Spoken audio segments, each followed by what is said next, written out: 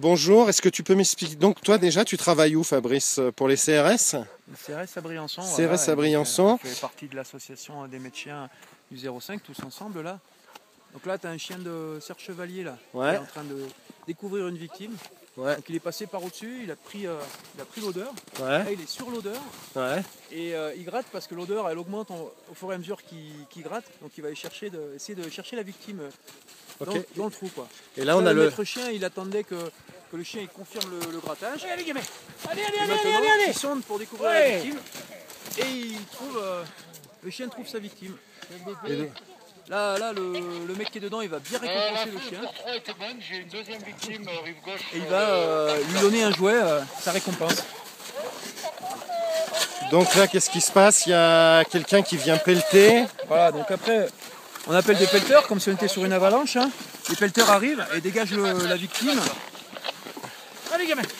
Le maître chien derrière, il encourage son chien. Il le motive et il le félicite. Le chien, il faut qu'il sente qu'on est content. Quoi, hein, en fait, pour le chien, c'est un peu comme un jeu. C'est complètement un jeu. Ouais. Il essaie de retrouver quelqu'un qui va pouvoir jouer avec lui donner son jouet et lui donner une récompense. Allez. Et donc là, on voit bien que tout le monde travaille en coordination. Il a sauvé un gendarme même, dit. Voilà. Il a sauvé un gendarme. Allez, gamin.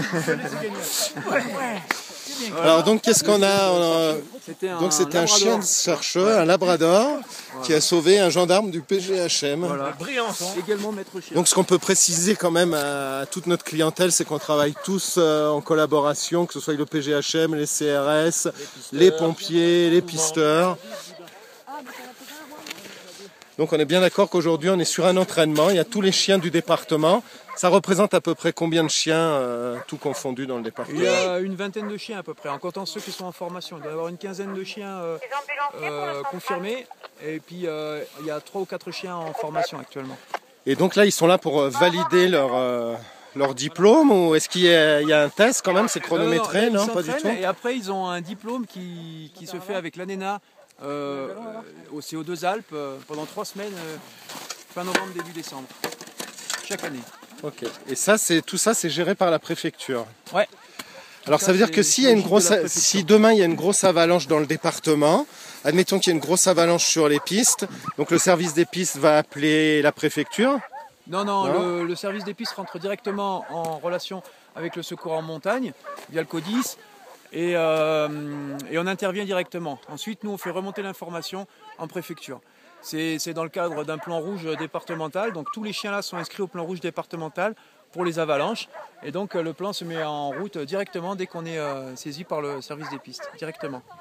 Aussi bien les gendarmes que les CRS. Hein. Ok, donc ça peut monter en puissance très rapidement. Hein. Oui, très rapidement, on peut avoir les 2 chiens CRS, et dans l'heure on peut avoir d'autres chiens gendarmes, et également les hélicos des autres départements comme Modane ou l'hélico de l'Alpe d'Huez qui est Grenoble.